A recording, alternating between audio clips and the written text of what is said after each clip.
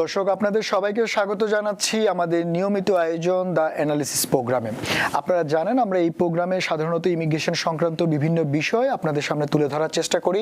সেই লক্ষ্যে আমরা আজও আপনাদের বিভিন্ন বিষয়ে আপডেট দেব। আপনারা জানেন যে এই মুহূর্তে ইমিগ্রেশন খুবই অস্থির একটা অবস্থায় রয়েছে। ট্রাম্প অ্যাডমিনিস্ট্রেশনের একের পর এক নতুন সিদ্ধান্ত, সেই সঙ্গে আইএস থেকে শুরু করে অন্যান্য যে ল এনফোর্সমেন্ট বাহিনীগুলো রয়েছে ইমিগ্রেশন সংক্রান্ত, তাদের কর্মকাণ্ড খুবই অ্যাক্টিভ। আপনারা জানেন যা এখন রেকর্ডের পর রেকর্ড হচ্ছে, প্রতিদিনের গ্রেফতার বাড়তে 1500 পর্যন্ত ছাড়িয়ে যাচ্ছে এবং তাদের টার্গেট 3000-এর উপরে গ্রেফতার করা।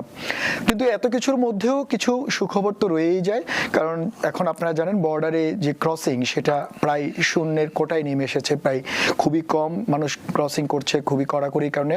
সেই যে এইটার কারণে যেটা হলো, অনেকেই দেখা যাচ্ছে যে অফিসারগুলো তারা কাজ করছেন ইমিগ্রেশনের অন্যান্য সেক্টরে, তার কারণে আমরা দেখলাম যে ব্যাকলগ যেগুলো রয়েছে অনেকের প্রসেসিংয়ে, বিশেষ করে রাজনৈতিক আশ্রয় সহ অনেক গ্রিন কার্ড প্রসেসিংয়ে অনেকেই রয়েছেন অন দ্য কিউতে, তাদেরগুলো খুব দ্রুত হচ্ছে। অনেকেই অনেক আগে আবেদন করেছেন, 5-10 বছর 8 বছর আগে, তাদের ইন্টারভিউ ডেট আসছে। সব কিছু মিলিয়ে এই সুখবর রয়েছে। এছাড়া আরও একটা ব্যাপার যেটা হলো, এখন ম্যারেজ বেসড যেগুলো রয়েছেন, এখানে যদি আপনি বলেন যে আমেরিকা ইমিগ্রেশন সিস্টেমে সবচেয়ে সুইফট, সবচেয়ে দ্রুত ব্যাগে যেটা হয় সেটা হচ্ছে ম্যারেজ বেসড, সেটা খুবই অল্প সময়ে ইন্টারভিউ হচ্ছে। তাই আসলে এই সুখবরগুলো রয়েছে। পাশাপাশি এই দ্রুত হওয়ার কারণে আপনাদের সবাইকে যারা ইমিগ্রেশন প্রসেসের মধ্যে রয়েছেন, আপনাদেরকে সব ডকুমেন্টগুলো রাখতে হবে একসাথে, সব ডকুমেন্টগুলো অর্গানাইজ করতে হবে, কারণ যে কোনো সময় আপনাকে ইন্টারভিউ বা আপনার ইমিগ্রেশনের লয়ারের যে হিয়ারিং সেখানে আপনাকে ডাকতে পারে। তো এইসব ব্যাপার নিয়ে এছাড়া আরও কিছু ব্যাপার রয়েছে, যে কিভাবে আসলে আইএস কিভাবে অ্যারেস্টগুলো করছে, কাদেরকে করছে এখন, কারণ এতদিন তারা বলেছিল ক্রিমিনাল অ্যাক্টিভিটিস, আর সেটার মধ্যে এখন কি কি ক্যাটাগরি রয়েছে সব কিছু মিলিয়ে আলোচনা করার জন্য আমাদের স্টুডিওতে উপস্থিত আছেন আমাদের সবার প্রিয় অ্যাটর্নি মঈন চৌধুরী। মঈন ভাই, আপনাকে স্বাগত আমাদের অনুষ্ঠানে। ধন্যবাদ শান্ত বিশ্বাস, সুন্দর উপস্থাপন করার জন্য। ধন্যবাদ মঈন ভাই। এবং দর্শক আপনারা যারা আমাদের সঙ্গে যোগ দিতে চান, আপনারা ফেসবুকে আমাদের সঙ্গে প্রশ্ন রাখতে পারেন, সেই সঙ্গে স্ক্রিনে দেওয়া নম্বরে আপনারা ফোন করতে পারেন, ফোন করে আপনাদের প্রশ্ন রাখতে পারেন। আমাদের বিশেষজ্ঞ অতিথি চেষ্টা করবেন আপনাদের প্রশ্নের উত্তর দেওয়ার জন্য।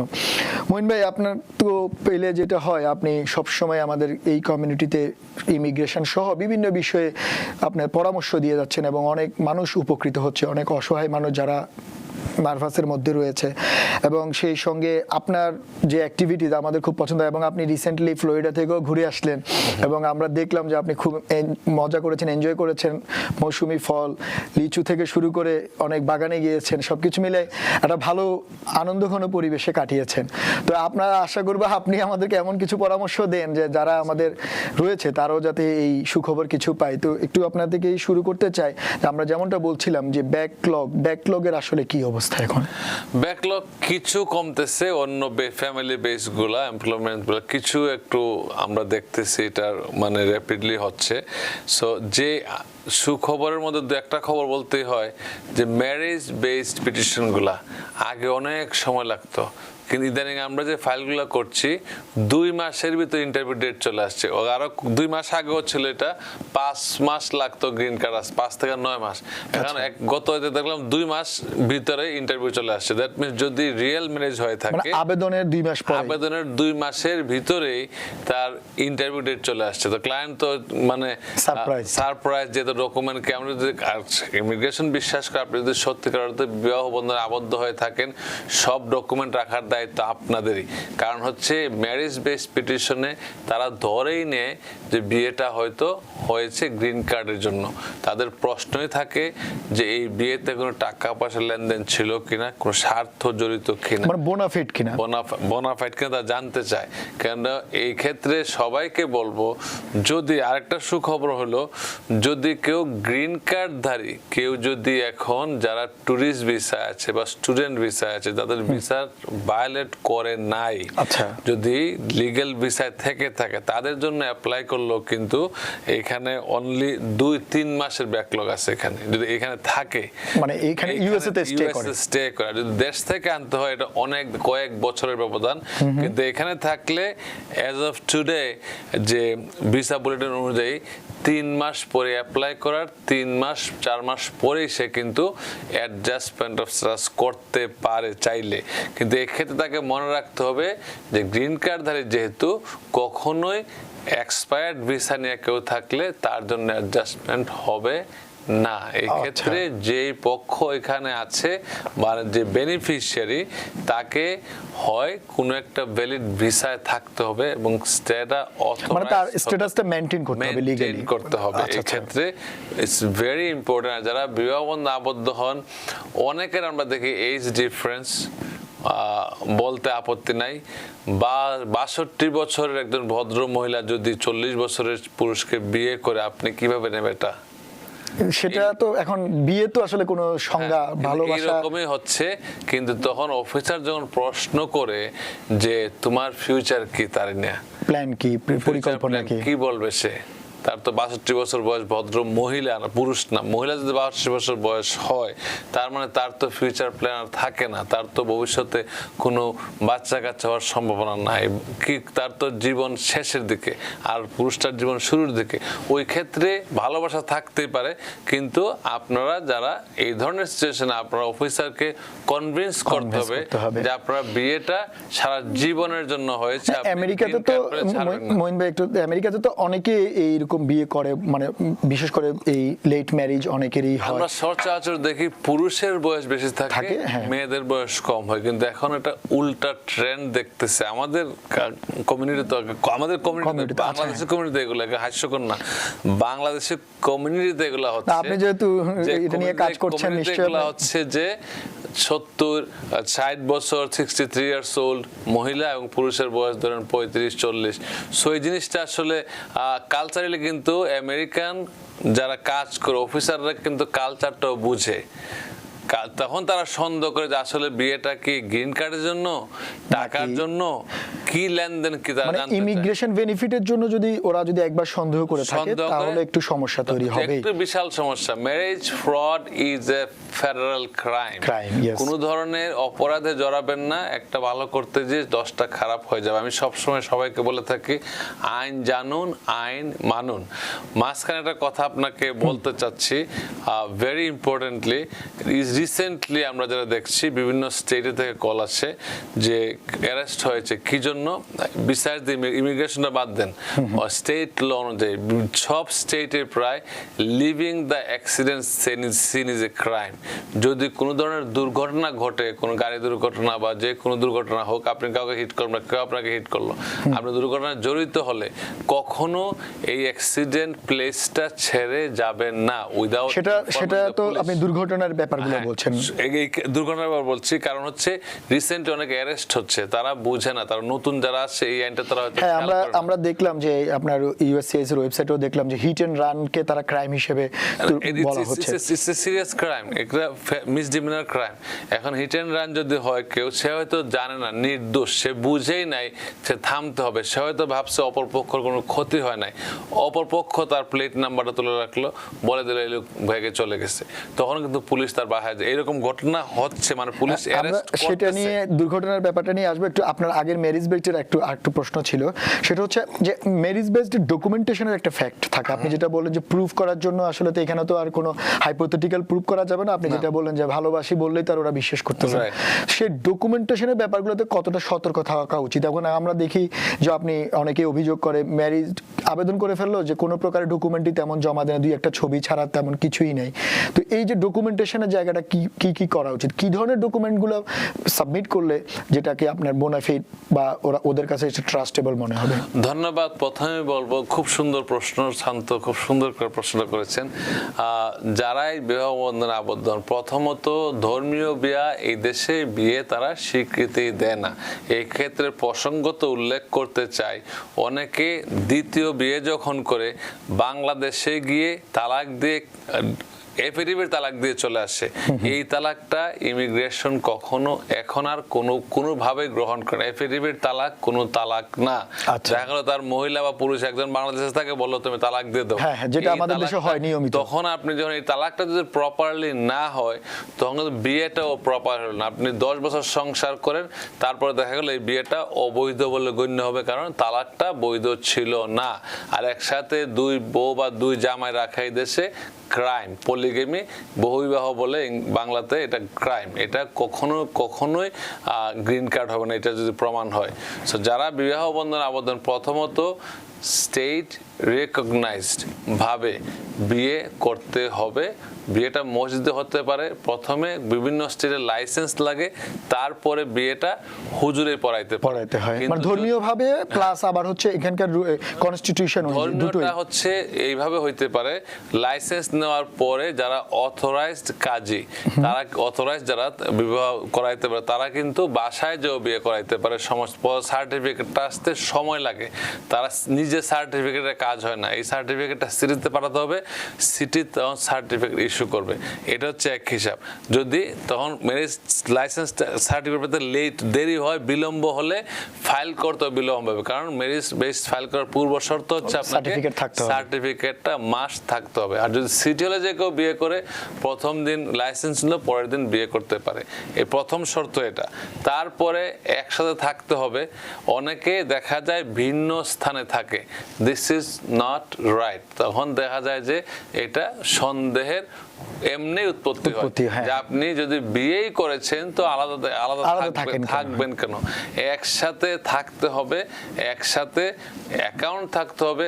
অনেকের অ্যাকাউন্ট থাকে না, কারণ হচ্ছে তাদের সোশ্যাল সিকিউরিটি বা গ্রিন কার্ড তো নাই, সোশ্যাল সিকিউরিটি বা মানে ওয়ার্ক অথরাইজেশন না থাকে, তাদের ট্যাক্স ফাইল বা ব্যাংক অ্যাকাউন্ট থাকে না। তো যত দ্রুত সম্ভব যদি ওয়ার্ক পারমিট হয়, ওয়ার্ক পারমিট কিন্তু উইথ শর্ট টার্ম চলে আসে। ম্যারেজ বেস ফাইল করলে একসাথেই কিন্তু ওয়ার্ক পারমিটটা ফাইল করার 2-4 সপ্তাহ 6 সপ্তাহ ওয়ার্ক পারমিট চলে আসে। তখন ব্যাংক অ্যাকাউন্ট করতে পারেন, জয়েন্ট ব্যাংক অ্যাকাউন্ট করতে পারেন, 2টা ক্রেডিট কার্ড লাগবে, এটা কমিংলিং করতে হয়, মানে একই ক্রেডিট কার্ড থেকে যে আপনি বাজার করছেন সেও বাজার করছে, এটা ভেরি ইম্পর্টেন্ট। মানে হাজবেন্ড ওয়াইফ যেভাবে নিজেদের মধ্যে শেয়ারিং করে তাদের সব ধরনের কিছু, সেই জিনিসটা এখানে প্রুভেন থাকতে হবে। মঈন ভাই, আমাদের একজন দর্শক আমাদের ফেসবুকে জানিয়েছেন, প্রশ্ন করেছেন, তিনি হচ্ছে ইসান কামরুল। তিনি বলছেন এজালামের মাধ্যমে গ্রিন কার্ড অ্যাপ্লিকেশন করেছেন উনি, সেটার এখন প্রসেসিং টাইম কত লাগতে পারবে কেমন? এটার আপনারা যারা আছেন অনেকে শঙ্কিত, আপনারা অতীতে আমরাই বলেছি আপনার সাথে এসে, এগুলা এখন তারা পুঙ্খানুপুঙ্খভাবে নিরীক্ষা করেছে আপনারা যে ডকুমেন্টগুলো দিয়েছেন এগুলো সঠিক কিনা। যদি মনে হয় যে আপনারা ডকুমেন্টগুলো ফ্রড ছিল, তারপর গ্রিন কার্ড নাও আসতে পারে।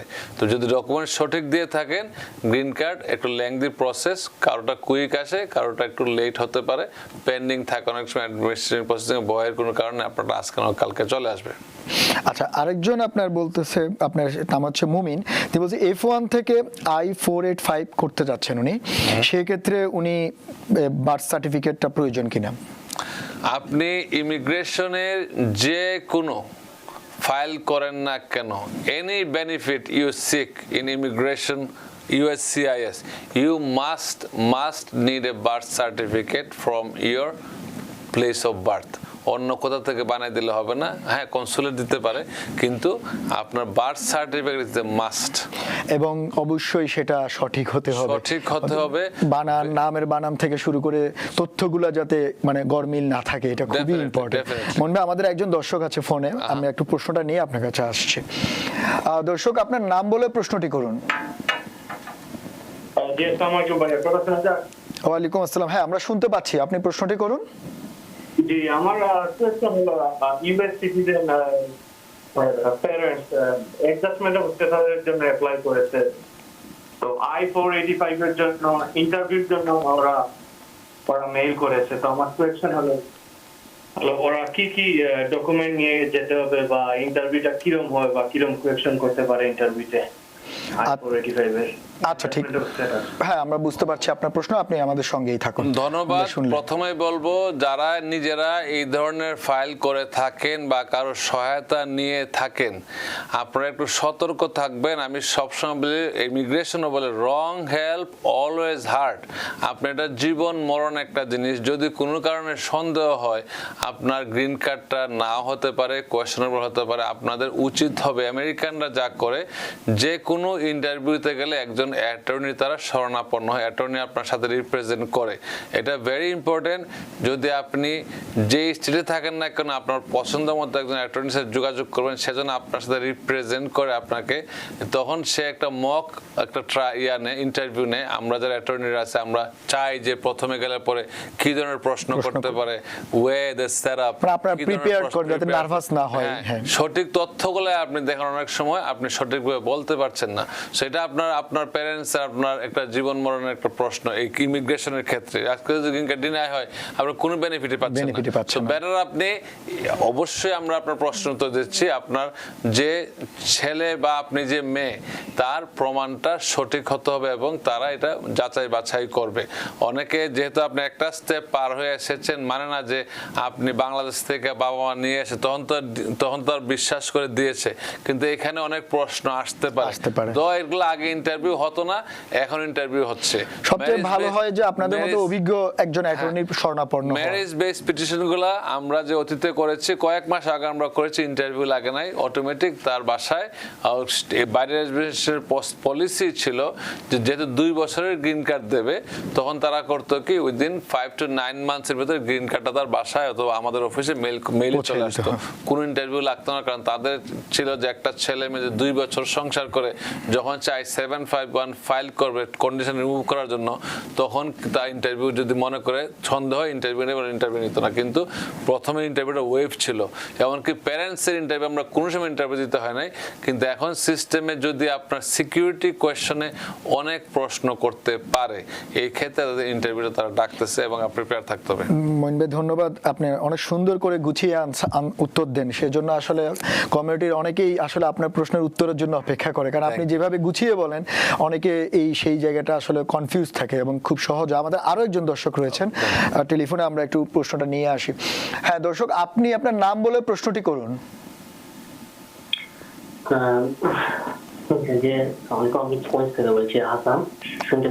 হ্যাঁ হ্যাঁ, শুনতে পাচ্ছি। আসান ভাই বলুন। জি, আমার কোশ্চেন ছিল সময় অ্যাটর্নির কাছে। আমি গ্রিন কার্ড ফাইল করছি 1 বছর হয়েছে, এটা বেস ভাওয়া অ্যাপ্রুভ। তো এটা আপনার ইউএসসি সার্ভিস সেন্টার ছিল নাব্রাস্কা, বাট জুরিডিকশনের জন্য যে ফিল্ড অফিস কুইন্সে, সম্ভবত, যেহেতু আমি কুইন্সে থাকি, তো আমি যখন প্রসেসিং টাইম চেক করি তখন এভারেজ টাইম 16 মাস দেখায়, বাট আবার যখন ডেট দিয়ে ইনকোয়ারি করি তখন 36 মান্থ দেখায়, 2027 সাল। একটু কি আমাকে আইডিয়া দিতে পারবেন যে এই বেসে কত সময় লাগতে পারে? আমি একটু কনফিউজ আছি। আচ্ছা, ধন্যবাদ। আপনি আমাদের সঙ্গে ধন্যবাদ থাকুন। প্রশ্ন করার জন্য। আপনি যা দেখছেন তাই সঠিক। আপনি অনলাইনে তথ্যগুলা একটু কম বেশি 19 বিষয় খুব একটা ডিফার করে না, কিন্তু আপনি এই পর্যন্ত অপেক্ষা করতেই হবে। আর আপনারা যারাই এইভাবে I-360-তে গ্রিন কার্ড অ্যাপ্লাই করেছেন, ডেফিনেটলি আপনার একটা অ্যাটর্নি আছে, অবশ্যই সে কোয়ালিফাইড অ্যাটর্নি, তার সাথে একটু কথা বলে নেবেন, সে আপনাকে ভালো অ্যাডভাইস দিতে পারবে এবং ফাইল দেখে বলতে পারবে আসলে কতটুকু সময়ের ব্যাপারটা। আসলে কেউ আপনাকে গ্যারান্টি দিতে, আমি কোনো অ্যাটর্নিকে ছোট করে বলছি না, কোনো অ্যাটর্নি আপনাকে এক্সাক্ট টাইম দিতে পারবে না, কারণ অ্যাটর্নিরা আমরা কাজ করি, আপনাদের জন্য কাজ করি এবং সরকার তার নিজস্ব গতিতে চলে। যেমন অ্যাসাইলাম কেস, আগে আমরা দেখতাম যারা 16 সালে ফাইল করে তাদের ইন্টারভিউ এখনো হয় নাই, ওয়ারেস এখন অনেকের 1 মাস 2 মাসের ডেট চলে আসছে। তো এই ক্ষেত্রে আমাদের যে বর্তমান প্রশাসন, তাদের কিছু ইন্টারনাল মেমো এগুলা কাজ করে। সো এখানে কোনো অ্যাটর্নি আপনাকে আগে যদি বলে থাকে, ওটা তাকে দোষারোপ করার দরকার নাই, কারণ সে তখন যে অবস্থা ছিল, সিচুয়েশন প্রতি মুহূর্তে বদলাচ্ছে আসলে। আর আমি সবসময় বলি, যখন যে দেশে যে আইন হয়, এই আইন মান্য করাটা আমাদের দরকার এবং এই আইন মান্য করা উচিত। মইন ভাই, আমাদের একটু অন্যরকম একটা প্রশ্ন এসেছে। পারভিন চৌধুরী ফেসবুকে বলছেন, আমার ছেলের অটিজম প্রবলেম, বাট ওটা সিরিয়াস নয়, ওর বয়স 10 বছর, বাট ও ব্যবহার করে 4 বছরের বাচ্চার মতো, কোনো এটা না বুঝে না, স্কুলও যেতে চায় না। সো SSI অ্যাপ্লাই করেছে, 2 বছর পর তার পরীক্ষা নিরীক্ষার পর তারা ডিনাই করেছে, এখন উনি কি করবেন? ধন্যবাদ। আপনি ডেফিনেটলি আপনি রিডিটারমিনেশনের জন্য আপিল করতে পারেন। যদি করে থাকেন, ডিনাই করে থাকলে আপনি সেম অফিসে যান, তারা আপিল করার সুযোগ দেবে আপনাকে। হয়তো আপনার আর্থিক অবস্থার বিবেচনা করবে, বাচ্চার অবস্থা, তারা যে ডাক্তার রিপোর্ট দিচ্ছে তারা স্যাটিসফাইড না। আপনি যদি সঠিক হয়ে থাকে, রিডিটারমিনেশনের জন্য আপনি আপিল করতে পারেন। তারা আপনাকে ফর্ম দিয়ে দেওয়ার কথা, এটা করার পর আপনি দেখবেন সঠিক তথ্যগুলো দিলে তারা হয়তো এটা বিবেচনা করবে। আচ্ছা, আরেকজন বলছেন আলম খান, তিনি বলছেন ওনার মাস্টার হিয়ারিং, উনি যেতে ভয় পাচ্ছেন কোনো সমস্যা হবে কিনা, কারণ এখন আসলে অনেকেই বলছেন যে ইমিগ্রেশন কোর্ট থেকে ওয়াইজ গ্রেপ্তার করছে বা এরকম একটা ছড়ানো হচ্ছে বা করছে। তো ওনার মাস্টার হিয়ারিং, উনি বলছে ওনার কোনো সমস্যা হবে কিনা যেতে। ধন্যবাদ। আপনার কথাটা আমরাও শঙ্কিত, আমরাও সবাই কনসার্ন, শান্ত সহ আমরা একটু কথা বলছিলাম যে আসলে আপনারা কি করবেন। কারণ যে অবস্থাটা হচ্ছে এখন, যে কোর্টে হিয়ারিং এ গেলে অনেককে ধরে নিচ্ছে, আমরা কয়েকটা হয়তো তথ্য পাচ্ছি, অনেকগুলো তো আমরা জানছি না, যেগুলো নিউজে আসছে, মিডিয়াতে আসছে, সেগুলো হয়তো জানছি। যদি আপনাদের কোনো ধরনের সমস্যা না থাকে, আলাদা কোনো সমস্যা না থাকে, হ্যাঁ, আপনি যদি ক্রিমিনালি কোনো কাজে ভিকটিম হয়ে থাকেন, আপনি যদি কনভিক্টেড হয়ে থাকেন, ডেফিনেটলি আপনার শঙ্কিত হওয়ার কারণ যদি কেউ ক্রিমিনাল কেসে মিসডিমিনার বা ফেলনিতে কনভিক্টেড হয়ে থাকে, তাকে তারা ওইটার বলে তাকে গ্রেফতার করতে পারে ওই কজ দেখে। আর যদি ওপেন কেস থাকে তাহলে আরও সমস্যা আছে। সো এই ক্ষেত্রে আপনার অ্যাটর্নির সাথে কথা বলবেন, আপনার অ্যাটর্নি আপনাকে একটা ভালো গাইডলাইন দেবে এবং সে বুঝবে আসলে আপনার কতটুকু নিরাপদ। কিন্তু যদি আপনার কোর্টে কখনো ডেট থেকে থাকে, মাস্টার হিয়ারিং অথবা আইসে আপনি দেখা করার স্কেজুয়াল দেওয়া, এটা আপনি মিস করতে পারবেন না। কারণ আপনি যদি মিস করেন, আপনি ডবল রিস্কে আছেন। এটা রিস্ক হচ্ছে, আপনি বলতেছেন যদি হিয়ারিং এ যান অ্যারেস্ট হতে পারেন, কিন্তু সম্ভাবনাটা নষ্ট হয়ে যাবে। কিন্তু যদি আপনি যদি হিয়ারিং এ না যান, আপনার 100% এটা হচ্ছে ইন অ্যাবসেন্সিয়া ডিপোর্টেশন। আপনার ডিপোর্টেশনটা অটোমেটিক কার্যকর হয়ে যায়, আপনার কোনো হিয়ারিংই হবে না। তা আপনাকে তারা পাইলে অ্যারেস্ট করে 30 দিন গ্রেস পিরিয়ড থাকে আপিল করার ইন অ্যাবসেন্সিয়া ডিপোর্টেশনে। তখন আপনার আপিল না করলে অটোমেটিক আপনার ডিপোর্টেশন ফাইনাল হয়ে যাবে, আপনাকে তারা যে কোনো জায়গাতে ধরে নিয়ে যেতে পারে, যেহেতু তাদের লাস্ট নোন অ্যাড্রেসটা আছে। এবং আইসেট থেকে খুবই ইম্পর্টেন্ট, আইসে যদি আপনাকে ট্র্যাকিং সিস্টেম দিয়ে থাকে, you must follow their system. আপনি আপনার আইসের যে অফিসার তাকে স্যাটিসফাই করার চেষ্টা করবেন, সে যে ডকুমেন্টগুলো চাই দেওয়ার চেষ্টা করবেন, অথবা আপনাকে সে ডিটেনশনে নিয়ে যেতে পারে। আপনাকে তাদেরকে যখন তার চিপস লাগিয়ে দেয় অথবা ট্র্যাকিং সিস্টেম দেওয়ার মানে হচ্ছে আপনার অল্টারনেট টু ডিটেইন, আপনার ডিটেইনই রাখতে পারতো, কিন্তু আপনাকে ডিটেনশনে না নিয়ে তারা আপনাকে আসলে হ্যাঁ, আমরা সিস্টেম দিয়ে দিছে, আপনি যেন ভয়ের কিছু নেই। সবচেয়ে বড় একটা অপরচুনিটি, আপনার মাস্টার হিয়ারিং আসছে, অনেকে ওয়েট করতে পারছে না, যেতেই হবে, মাস্টার যেতেই হবে, না গেলে আপনার মইন ভাই, আরেকজন আমাদের সাজিদ একজন প্রশ্ন করেছেন, উনি সোশ্যাল সিকিউরিটি এবং ওয়ার্ক পারমিটের জন্য অ্যাপ্লাই করেছে, 100 দিন হয়ে গেল, উনি রিসিভ লেটার পাওয়ার পরও 70 দিন হয়ে গেল, কিন্তু উনি এখনো পায়নি।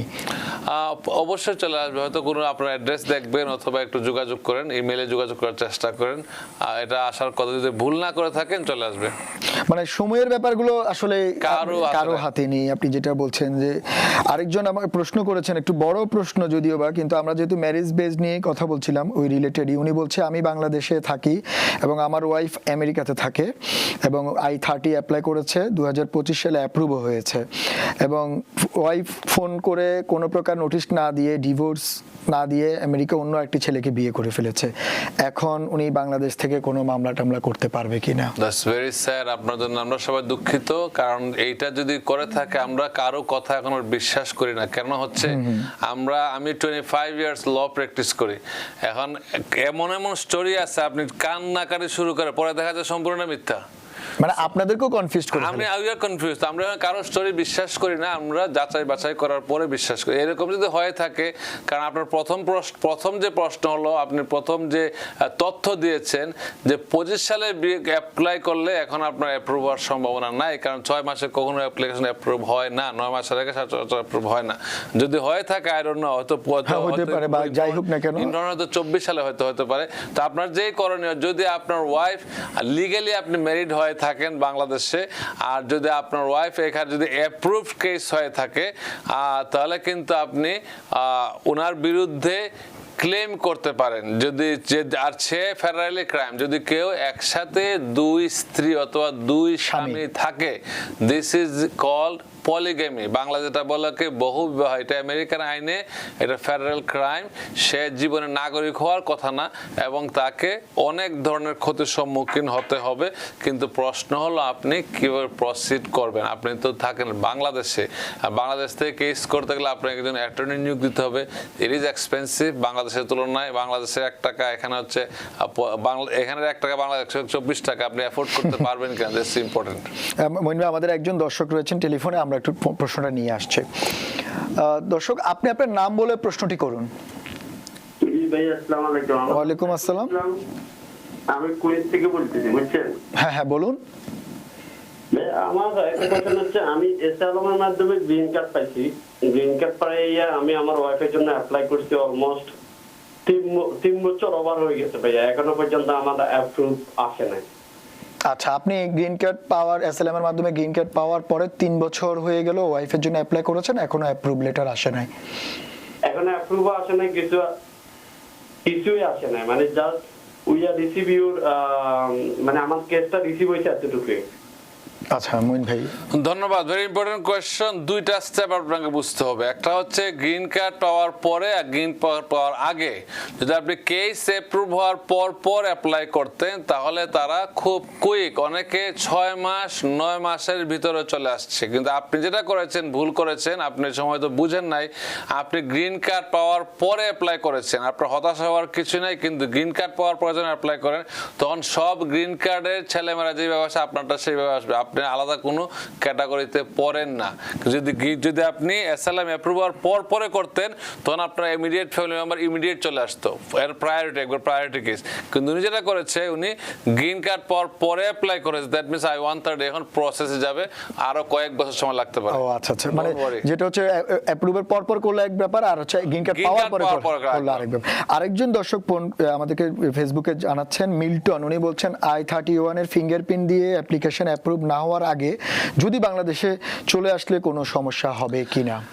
কোনো সমস্যা হওয়ার কথা না। যদি আপনি I-131 যদি ফাইল করার পরে ফিঙ্গারপ্রিন্ট দিয়ে না দেন তাহলে এটা অ্যাবান্ডন হয়ে যায়। আর ফিঙ্গারপ্রিন্ট দেওয়ার পরে যদি আপনি দেশে যান, যেতে পারেন, অ্যাপ্লিকেশন পেন্ডিং থাকবে। কিন্তু আপনাকে মনে রাখতে হবে, যদি ওই অ্যাপ্লিকেশনটা 1 বছরের ভিতরে অ্যাপ্রুভ না হয়, আপনি কিন্তু রিস্কের মধ্যে আছেন। কোনো কারণে ডিনাই হলো, আপনার কিন্তু গ্রিন কার্ড বাতিল হয়ে যেতে পারে। যেহেতু 1 বছরের বেশি যদি অবৈধভাবে কেউ থাকে দেশের বাইরে, তাহলে গ্রিন কার্ড অ্যাবান্ডন হয়ে যায়। তো আপনাকে যদি কোনো কারণে 1 বছরের ভিতরে গ্রিন কার্ডের I-131 অ্যাপ্রুভাল না আসে, তখন আপনি কিন্তু চলে আসা উচিত। পারভিন, আপনি বারবারই মেসেজ দিচ্ছেন। হ্যাঁ, আমরা আপনার প্রশ্নের উত্তর দিয়েছি। আপনি আসলে অভিজ্ঞ একজন অ্যাটর্নির সঙ্গে যোগাযোগ করেন আপনার ব্যাপারে, যে অটিজমের ব্যাপারে আপনি বলেছিলেন অবশ্যই। এর মধ্যে আমাদের আরেকজন দর্শক রয়েছে টেলিফোনে, একটু মইন ভাই নিয়ে আসে। দর্শক, আপনি আপনার নাম বলে প্রশ্নটি করুন।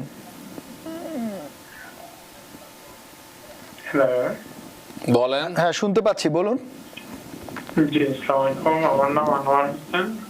আমি আপনাকে ফ্লোরিডা থেকে বলছিলাম। আমি আমার ওয়াইফের এবং বেবির জন্য 2020-তে অ্যাপ্লাই করেছি এবং ডিক্রিটা হয়েছিল ডিসেম্বরের 23-তে। তো আমি অনেকবার এক্সপার্টাইট করেছি, কিন্তু ওরা আমার এক্সপার্টাইটটা অ্যাকসেপ্ট করেনি। এখন আমি লাস্ট উইক বিফোর আমি সিটিজেন হয়েছি। তো এই সিটিজেন হওয়ার 1 সপ্তাহ পরে আমি আমার বেবির জন্য আবার I-32 অ্যাপ্লাই করছি। এখন আমার কোশ্চেনটা হচ্ছে, আমার এই প্রসেসটাতে আমার আর কতদিন সময় লাগতে পারে আমার ওয়াইফ এবং বেবি এখানে আসতে? এবং আমি এই বিষয়টা নিয়ে আসলে অনেক টায়ার্ড হয়ে পড়ছি ওদের সাথে ফাইট করে। It's been a long time, তারা অনেক সময় নিয়েছে। তো আমাকে এই সময়টাতে কি করলে আমার ওয়াইফ এবং বেবি একসাথে বিছানা যেতে পারে? এই পরামর্শটা দিলাম, আমি উপকৃত হব। Thank you. ধন্যবাদ আপনার প্রশ্নের জন্য। আপনি আমাদের সঙ্গে থাকুন। মঈন ভাই, আপনি শুনলেন। ধন্যবাদ আপনার প্রশ্নের জন্য। তবে আপনার এই মুহূর্তে করার কিছুই নাই, যেহেতু আপনি সবকিছু প্রপারলি করছেন। কিন্তু আমাদের দেশের সমস্যা কি, সবাই নিজেকে আমরা ভিআইপি মনে করি। ইমিগ্রেশনে সবাই কিন্তু সমান, আপনিও ভিআইপি না, আমরাও ভিআইপি না।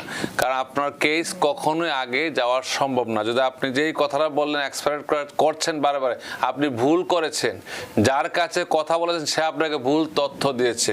ভিসা নাম্বার অ্যাভেলেবল না হলে আপনি এক্সপায়ার করতে পারেন না, আর কোনো সুযোগ না। যদি একটা টাকা দিয়ে থাকেন কাউকে, আপনি ভুল জায়গায় টাকা দিয়েছেন। আবারও বলি, যদি কারো এক্সপায়ার করার জন্য প্রয়োজন হয়, যদি ভিসা নাম্বার অ্যাভেলেবল, যখন F1 ক্যাটাগরিতে যদি এখন যদি সেপ্টেম্বর 17 আপনি আগে অ্যাপ্লাই করে থাকেন বা এই সময়, তখন আপনি চাইলে এক্সপায়ার করতে পারেন। আমারটা কেন দেরি হচ্ছে, ব্যাকলগে পড়ছে। আপনি হয়তো আপনার ওয়াইফ প্রেগনেন্ট, আপনিও অসুস্থ, বা আপনার আর্থিক সমস্যা, এগুলো বলতে পারেন। কিন্তু যদি কোনো ওই সময় না আসে, আপনি ফাইল করেছেন 20 সালে, আপনি 17 সালের আগে আপনি চলে যাবেন কিভাবে? How do expect?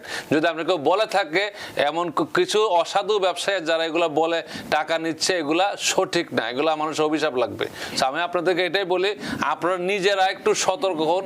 আপনি যেই পরিভাবে কথাগুলো বলছেন, মনে হচ্ছে আপনি অনেক কিছু বুঝেন, তো এটা নিজে বুঝলেই তো হয়তো আপনার কষ্ট হতো। আপনার অযথা অ্যাকশন না নিয়ে আপনি ফাইট করছেন, বুঝছে সবারই এটা কষ্ট লাগে আপনজন দূরে থাকলে, কিন্তু আপনি অপেক্ষা করে ছাড়া কোনো গতি নেই। কিন্তু আপনি ভিসা বুলেটিনটা কন্টিনিউ ফলো করবেন, যে আপনার যখন সময় আসবে তারা আপনাকে ডাকবে, কারো আগে ডাকবে না, পরে ডাকবে না। কিন্তু হ্যাঁ, যদি ভিসা বুলেটিনে আপনার কারেন্ট দেখেন, তখন আপনি চাইলে আমাদের শরণাপন্ন হতে পারেন। আমরা আপনাকে এবং সেটা হচ্ছে অপেক্ষা করতে হবে, অপেক্ষা করতে হবে। কিন্তু আপনি অযথা আপনি যদি বলেন মঈন চৌধুরী আপনি করে দেন, আমার হাতে কোনো জাদু নাই, কারো হাতে জাদু নাই।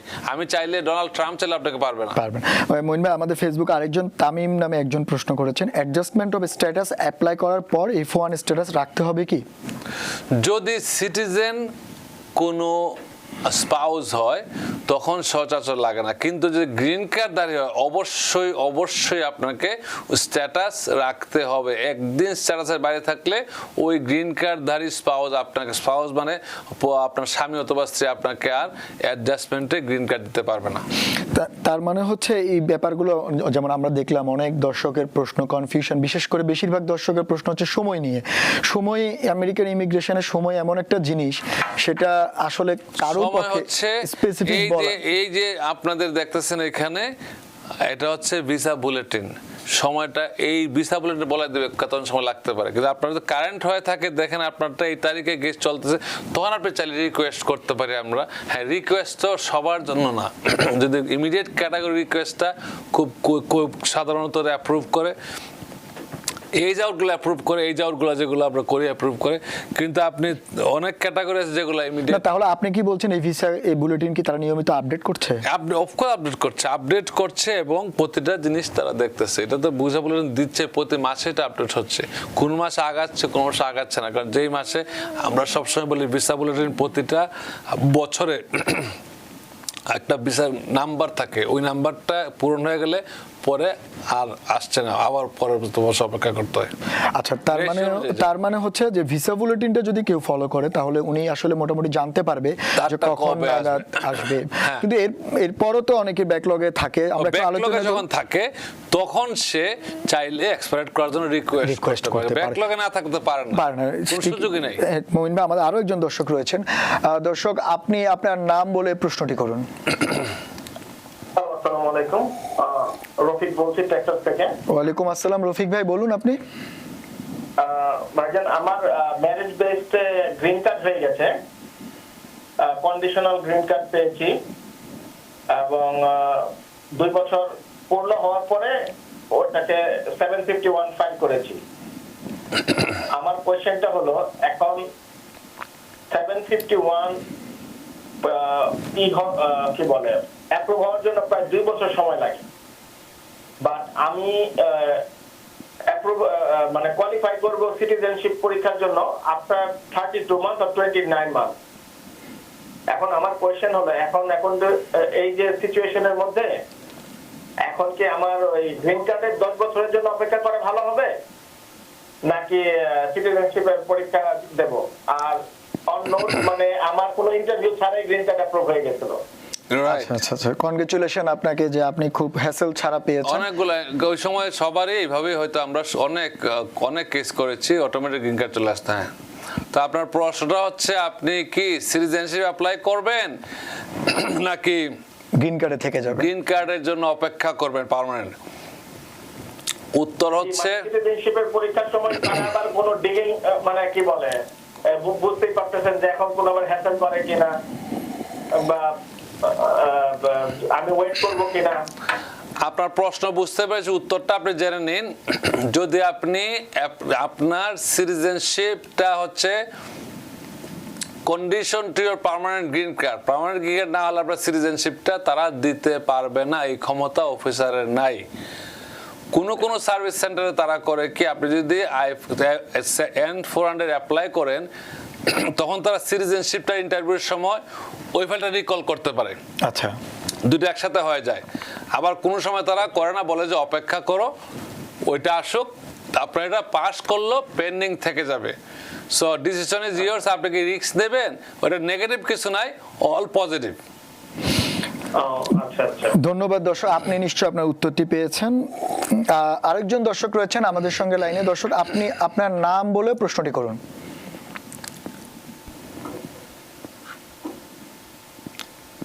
হ্যালো, আপনি কি শুনতে পাচ্ছেন আমাদেরকে? না, লাইনটা আপনার কেন?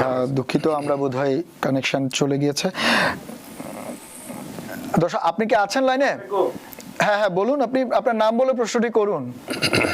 আমার নাম হচ্ছে এমডি আজিজ, আমি ডিসি থেকে বলতেছি। হ্যাঁ হ্যাঁ, আজিজ ভাই বলুন।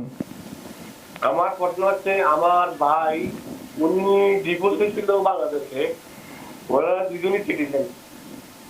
তো বাংলাদেশে ডিভোর্স হওয়ার পরে এখানে আসি, উনি আরেকটা মেয়ের জন্য অ্যাপ্লিকেশন সাবমিট করতে এবং বিয়েটাও বাংলাদেশে করে আসছে এবং ফাইলটা করতে এখন 20 মাস চলতেছে, এখন পর্যন্ত অ্যাপ্রুভ হয় নাই। কি কারণে একটু জানতে চাই। মন ভাই শুনলেন। ধন্যবাদ। প্রথমত আমি আপনার অ্যাটর্নি না, যেহেতু আপনার অ্যাটর্নি আপনাকে উত্তর দিতে পারবে কি কারণে। আমি তো ফাইল দেখি নাই ভাইয়া। ডাক্তার যেমন পেটে ব্যথা বললে আপনাকে ফোনে ওষুধ দিতে না জানলে নিজস্ব ডাক্তার ছাড়া বুঝবে না, তেমন আমরা ফাইল না দেখলে বুঝবো না কেন আপনারটা হচ্ছে না। প্রপারলি ফাইল করে থাকলে অ্যাপ্রুভ হয়ে যাওয়ার কথা। আপনি ফাইলটা দেখেন, দেখার পরে বুঝবেন কোথাও কোনো মিস্টেক আছে কিনা। হ্যাঁ, যদি তারা সন্দেহ করে যে আপনি টাকার জন্য বিয়ে করেছেন, টাকার জন্য তালাক দিয়েছেন, তারা হোল্ড করে রাখতে পারে। এই জন্য বিয়েটা সঠিক পদ্ধতিতে হতে হবে। আপনি কি হিন্দু না মুসলমান জানি না আমি, তবে হিন্দু ধর্মে ডিভোর্স নাই। ডিভোর্স শব্দটা না থাকায় তারা অনেক কষ্টের মধ্যে আছে। আচ্ছা। মানে তারা অনেকে ডিভোর্স পুরোহিতের মাধ্যমে ডিভোর্স দিছে, এই ডিভোর্স এখন সরকার নিচ্ছে না। সে এর ভিতরে বিয়েও করেছে, অ্যাপ্লাই করেছে, এখন বলছে এই বিয়ে আমরা মানে কেন মানি না, তোমার ডিভোর্সটা হয় না কেন, তোমার এখন সে বলছে আমার তোমার ডিভোর্স নাই। আর আমেরিকান সরকার বলছে তোমার তোমার ডিভোর্স, আমরা জানি বাংলাদেশের আইন ডিভোর্স চাইলে তুমি কোর্টে গিয়ে করতে পারো। সেই ক্ষেত্রে আপনারা সবসময় আমি বলি অভিজ্ঞ অ্যাটর্নির সাথে কথা বলুন, যারা এই বিষয়টা আমরা জানি। আর আপনি যদি যার তার মাধ্যমে করেন, যে জানে না এই বিষয়টা ধারণাই নেই। না আসলে তো মানে সামান্য একটা ভুলের কারণে উনি কিন্তু কয়েক বছর যাবত হাসিল হচ্ছে। সবচেয়ে বড় ব্যাপার যে অল্প সময় তো এত আনসার দেওয়া যায়, অনেক বিষয় থাকে যেটা আপনাদের চেম্বারে গেলে হয়তো আপনারা খোলাখুলি কথা বলতে পারেন। আর প্রিভিলেজ কিছু কমিউনিকেশন আছে, টেলিফোনে এত যদি বলা সম্ভব হয় না, যেহেতু ইমিগ্রেশন রিলেটেড ব্যাপার, ডকুমেন্টের ব্যাপার, ওনারা যদি আপনাদের অফিসে যায় সেক্ষেত্রে আপনারা আরো ডিটেলস কথা বলতে পারেন। আরেকজন দর্শক রয়েছেন। দর্শক, আপনি আপনার নাম বলে প্রশ্নটি করুন। হ্যালো, আসসালামু আলাইকুম। ওয়ালাইকুম আসসালাম ভাই, বলুন আপনি। জি, আমার প্রশ্নটা হচ্ছে, আমার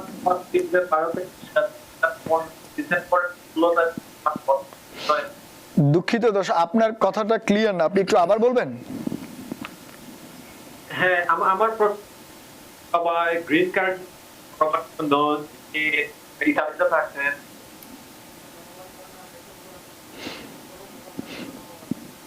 আমার মনে হয় আপনি, হ্যাঁ হ্যাঁ বলুন, আপনার প্রশ্নগুলো ক্লিয়ার হচ্ছে না, আপনার কথা ক্লিয়ার না, বলুন।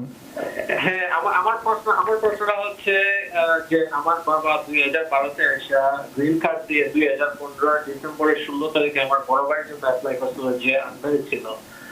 তার তারপরে মনে করেন যে উনি সিটিজেনশিপ পেয়ে গেছে, পাওয়ার পরে ওনার ক্যাটাগরি F2B থেকে F1 এ এসে পড়ছে। আসার পরে আমরা এখন পর্যন্ত ইন্টারভিউর জন্য ওয়েট করতেছি। সবকিছু দেওয়া হয়ে গেছে বাংলাদেশ এম্বাসিতে, কিন্তু এখন পর্যন্ত ইন্টারভিউ ডেট আসতেছে না। ওরা মাঝে মধ্যে আমাদের ইমেল পাঠায়, বলে যে আপনারা ওয়েট করতে। বাট আমার প্রশ্নটা হচ্ছে, এটা কি কোনো ওয়ে আছে আমরা ইন্টারভিউ ডেটটা অ্যানাউন্স? যদি আপনার বাবা এখন সিটিজেন হয়ে থাকে, F1 ক্যাটাগরিতে থেকে থাকে, উইচ ইজ এখন চলতেছে 2017 সাল, তো 5 বছর ব্যাকলগে আছেন। এটা জানি না কেন এরকম হওয়ার, এত ব্যাকলগে কেউ থাকে না। আপনি অবশ্যই একজন অ্যাটর্নির সাথে কথা বলবেন, লিগ্যাল নোটিশ দিতে পারেন এবং এক্সপায়ার্ড করার জন্য কথা বলতে পারি আমরা। এটা পারফেক্ট কেস এক্সপায়ার্ড করার জন্য অথবা লিগ্যাল নোটিশ দেওয়ার জন্য। তার মানে হচ্ছে অনেক কিছুই সম্ভব মঈন ভাই, যদি আসলে টেলিফোনে বা প্রোগ্রামের মধ্যে এত কিছু বলা সম্ভব না। তবে যখন আপনাদের সঙ্গে যাবে, আপনাদের চেম্বারে সরাসরি কথা বলবে অনেকে, তখন হয়তো আপনারা আরো এলাবোরেট, আরো ডিটেলস অনেক সঠিকভাবে বলতে পারেন, কারণ অনেক প্রশ্ন থাকে যেগুলো আসলে এটা কিন্তু আনএক্সপেক্টেড। ওনারা যদি 2012 সালে অ্যাপ্লাই করে থাকেন, আপনি যে স্ট্যাটাস আপডেট করে থাকেন, এটা হওয়ার প্রশ্ন আসে। তার মানে ওনার সুযোগ, ওনার সম্ভাবনা রয়েছে। মঈন ভাই, আসলে আপনার সঙ্গে কথা বললে যেটা হয় যে এত দর্শক লাইনে থাকে এবং ফেসবুকে অনেকে প্রশ্ন করে, আমরা সবার প্রশ্ন আসলে নিতেও পারি না, কারণ আপনি খুবই প্রিয় একজন মানুষ এবং সবচেয়ে বড় ব্যাপার সহজ সরল ভাষায় আপনি ইমিগ্রেশনের কঠিন বিষয়গুলো আমাদের সামনে তুলে ধরেন।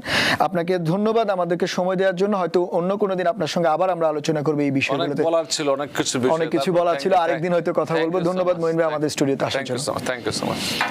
দর্শক, আপনারা এতক্ষণ দেখলেন দ্য অ্যানালিসিস প্রোগ্রাম। আমরা চেষ্টা করেছিলাম আপনাদের ইমিগ্রেশন সংক্রান্ত বিভিন্ন প্রশ্নের উত্তর দেওয়ার জন্য। আমাদের অভিজ্ঞ অ্যাটর্নি মঈন চৌধুরী, উনিও চেষ্টা করেছিলেন আপনাদের উত্তর দেওয়ার জন্য। অল্প সময় স্বল্পতায় হয়তো সম্ভব হয়নি।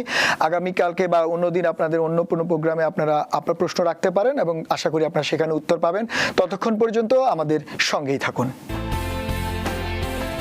টিবিএন 24 টেলিভিশন দেখতে আজই কল করুন 7187776556। লগ ইন করুন www.totalcablebd.com। নিউ ইয়র্ক থেকে সম্প্রচারিত টিবিএন 24 টেলিভিশন বিশ্বজুড়ে বাঙালির কণ্ঠস্বর।